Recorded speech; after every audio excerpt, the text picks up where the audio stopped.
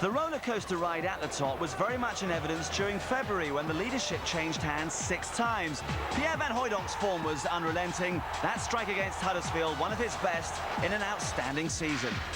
In the month's most significant encounter, Borough and Sunderland met at the Riverside. New hero Marco Branca marked his home league debut with 2 goals as Robbo's men cruised to victory. Top spot became Borough's once again. The top 2 then met at the City Ground, and Forest leapt above Borough thanks to Van the Man. Here comes the Dutchman. And this time he's got it! But Brian Robson wasn't impressed with the officials. To clear it up, I just thought the referee was an incredible homer. 3 days later, Sunderland sent Forest crashing back down to earth. Kevin Phillips completed a 3-0 rout as the Wearsiders promotion campaign gathered pace. Alan Kirbishley's Charlton were coming up on the rails. 3 straight wins had renewed their hopes of automatic promotion. Sunderland entered the Valley in a 3rd v 4th bout, and neither side could deliver the knockout punch. It's a great cross to Phillips! And Kevin Phillips, the goal-scoring machine, does it again! This is Jones, can he go all the way? It deflected off Gray, Bright is there! And that's the equaliser! We've just got to keep going. You know, 9 games to go. We can win a majority of them, who knows? On the 21st of March, Forest, Sunderland and Charlton all won their respective games, turning the pressure back up on Middlesbrough, who responded in style. And they're looking here for Neil Maddison! And he's done it again! And the Riverside is in raptures. Charlton then met Forest in yet another vital game, and Alan Kirbishley's men continued to defy the odds. The talismanic Clive Mendonca scored his 18th of the season in a 4-2 win. Paul Gascoigne arrived to bolster Borough's campaign. They visited West Brom after losing the Coca-Cola Cup final, and the misery continued thanks to James Quinn's double. Borough were now outside the automatic promotion places with only a few weeks of the season remaining. And there was no relief 3 days later at Sheffield United. Trailing to a Dean Saunders strike, the Magic Man had a chance to equalise. The pressure on Merson, and he's missed! The heat was back on Sunderland at the Stadium of Light against QPR. Niall Quinn put Peter Reid's side 2 up, but they dropped vital points thanks to a stirring Rangers comeback. Slade here has put Sheeran through. 1 goal for him already, and now a second. Would you believe it?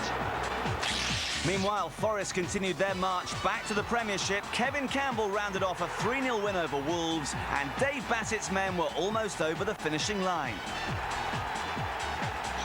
Relegation-haunted Manchester City visited the Riverside on a night of high tension. Alan Armstrong gave Borough the points, but they lost Steve Vickers for the run-in following this moment of controversy with Lee Bradbury. Vickers sent off for the headbutt. Borough were at Vale Park in the last Friday night football of the season and struck early. Good chance here for Merson, and what a thrilling start for Middlesbrough. On the Saturday, Sunderland saw off Stoke, and Charlton set a new club record with their 8th successive league victory. 2 penalties from Clive Mendonca putting paid to Tranmere. The following afternoon, Forest entertained Reading, knowing a win would all but see them up and relegate the Royals. Chris Bart-Williams was the match winner, sparking scenes of celebration. Sunderland then went to Ipswich on the Tuesday and lost. Clapham's teasing ball for Maffey! A result which guaranteed Forest promotion and took Sunderland's fate out of their own hands. 24 hours later, Borough were held to a draw by Wolves, so Forest were confirmed as champions, and Paul Merson said he was exhausted. Yeah, I've only got 1 more game left in me, so you know, we've got to give it our all on Sunday. Borough are in the box seat for the final day, but with Sunderland and Charlton hot on their heels, there's still everything to play for as the 3-way battle reaches its pulsating climax. This is the current situation. Charlton, Sunderland and Middlesbrough all still in the frame. Birmingham and Sheffield United contesting that final playoff place. Do slip up. Charlton can pop in from behind. A draw, incredibly, could be enough for them at Birmingham this afternoon to ensure Premiership football next season. Clive Mendonca has been their star performer this season, the first Charlton player for 23 years since Derek Hales to hit 20+ in a season. That's obviously been the key signing last summer by Alan Kirbishley. He was, yes. A lot of people looked at him, Marcus, and thought, maybe not bother, you know. Seemed to have been at Grimsby at that particular stage, and why while always doing well enough, nobody took the gamble. Alan did do, and it's paid big dividends. And Clive, throughout the season, people have been saying, well, Charlton have done terribly well, but they're going to fade away, anything but. Yes, and I was one of those as well, Marcus. I must admit that you just couldn't see them perpetually winning the way they have. It's been an incredible run, and this would be the most remarkable story if they were to make an automatic place, considering where they've come from with the run that they've had. And for all the smaller sides, Martin, and I suppose Leicester still class themselves like that to an extent, it would be a huge triumph, wouldn't it? Oh, no doubt about it. I mean, they did it a few years ago, but now they've got themselves in place. Kirbysley has done absolutely fantastically for them. Absolutely fantastic. Let's have a look at Charlton's key facts. Remember, 8 successive league victories. That is a club record. Just 1 defeat in 13. Haven't conceded a goal for 9 hours. Mind you, they might be tested this afternoon against the Birmingham side, who suddenly have everything to play for. Everything to play for. This is, again, a remarkable fixture with the prize for Charlton and a massive prize for Birmingham. And I do think that should Birmingham actually claw their way into the playoff position, it would be quite remarkable, because they would have a great chance. Their confidence would be so high, they would have a great chance to come through the playoffs. It's been interesting. Trevor Francis has said throughout the season that he doesn't necessarily expect the side to go up this year. He'd be quite happy to wait another 12 months. Is that just a little bit of kidology from Trevor? What you call manager speak, I think it is. Yeah, right. Yeah. Give yourself plenty of time, you know. I know Trevor, and he's done very, very well. He's got what he calls now his team in and up and running, and they've always been in the periphery of the playoffs, in fairness. And I agree with Clive in that sense. Psychologically, you just feel they've not really been there, you know. And suddenly the gate is just open for them. Couple of results, dodgy results for Sheffield United during the week, you know. And they'll think to themselves. I remember Mick Mills speaking earlier in the week. I heard him on radio talking that just before Sheffield United played Crewe, and he said if there was one place you didn't want to go to when Crewe had nothing to play for, was Crewe, and he was proved right. And there's one place that you don't want to go to today is Edgeley Park, and they'll have a look at it. I honestly feel Birmingham City in the dressing room will feel if they win today, I think they'll feel they'll go up. Third in the current form guide, Birmingham, and some pretty useful key facts to bolster them as they go into their big game. Just the 1 defeat in 12, conceded the fewest goals in Division 1, 35, and just 2 in the last 6, which is something of a triumph for Trevor Francis, because some people were pointing at Steve Bruce in particular a few months ago, and the rest of the defence, and saying they're too old, they're too slow, there's no way they're going up. Well, the facts prove it there, Marcus. I think, you know, a lot was expected of Steve Bruce. People wondered whether he'd be able to perform to the same level that he had done at Manchester United. But when you see what they've done defensively, that's where Trevor has built his team upon, and it's paying dividends. The race to get promotion from the First Division has gone to the final day with 3 teams in contention. Middlesbrough were the favourites to join Nottingham Forest, but Sunderland and Charlton both knew that if results went their way, they could take the shortcut to promotion. One team would end up with the champagne, 2 with the hangovers. They arrived early on Teesside for Middlesbrough's biggest ever crowd at the Riverside. Kick-off couldn't come soon enough. 8,000 Sunderland fans made the 250-mile trip to Swindon, every one of them there in good time to offer a hopeful spur. Charlton's challenge was the toughest. Away at St Andrews, they had to make it 9 league wins in a row. I don't think that we can be too concerned about what's going on around the country. We've got to win this game, and if we win it, we've got a chance. If Birmingham win it, they've got a chance of getting in the playoffs. Back at Swindon, Peter Reid was meeting old mates and putting a brave face on some bad news. His team sheet was missing a key name. Talismanic striker Niall Quinn wasn't fit. 5 minutes before the end of the training session, he's just going for the ball and just felt something in the back of his knee. It's low in the hamstring, so, you know, it's just not worth taking the risk. Big bloke.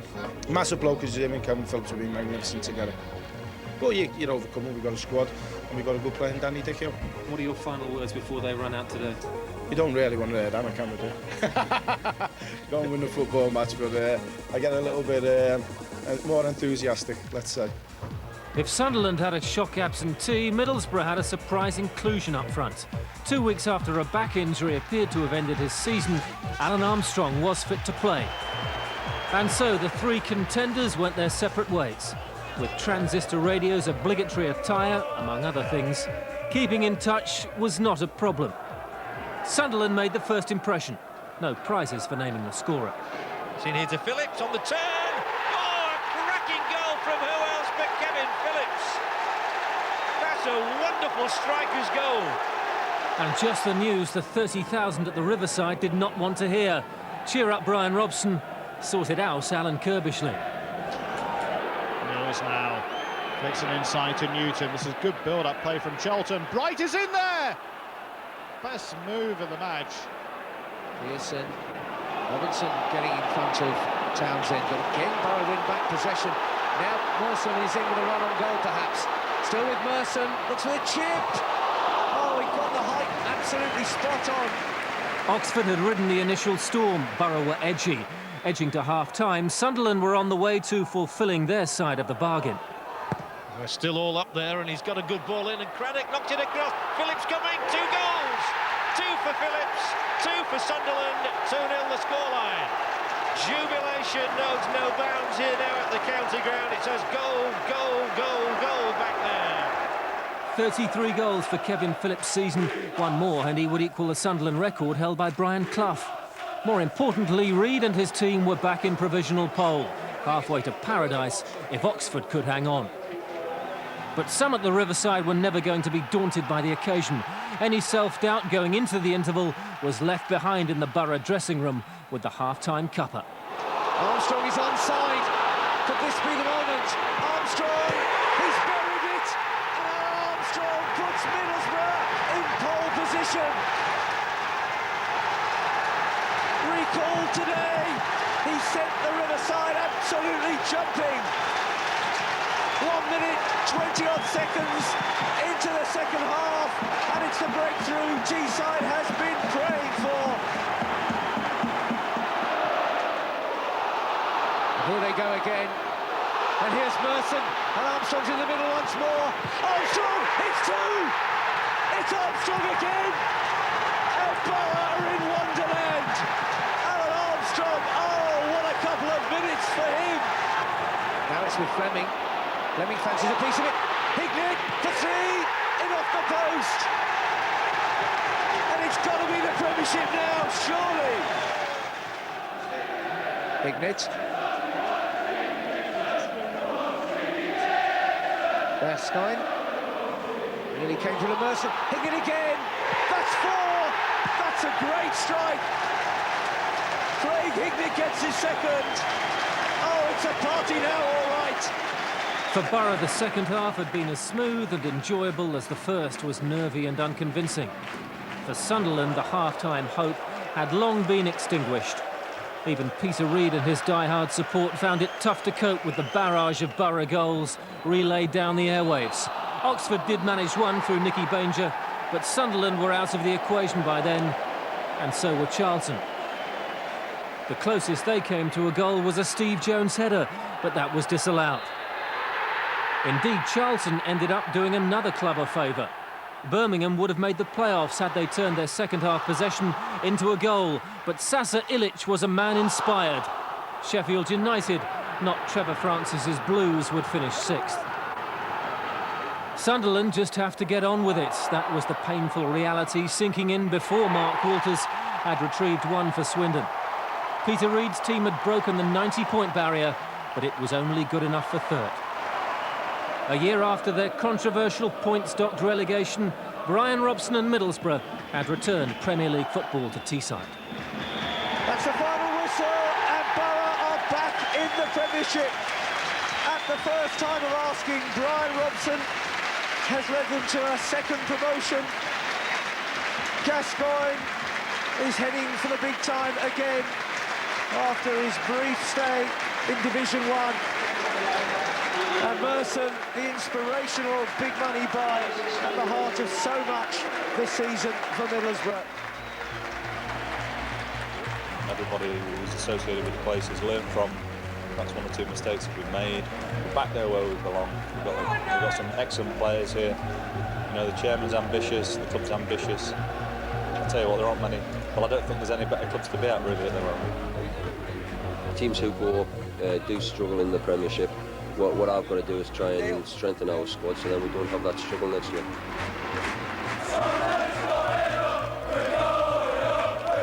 there is a little bit of disappointment, but there's a determination. And this time last year at Wimbledon, it was just devastating. You know, that's the only word I can use. But the players are professional. We give them a couple of days off because they've worked hard, and then we'll go again next Sunday. If results had gone our way today, that would have been a bonus. It was always out of our hands. If it had been in our hands and we'd failed to deliver, then there would have been some disappointment. But there's no disappointment. They're only looking forward to a real good semi-final situation, and nothing better to go up than to do it.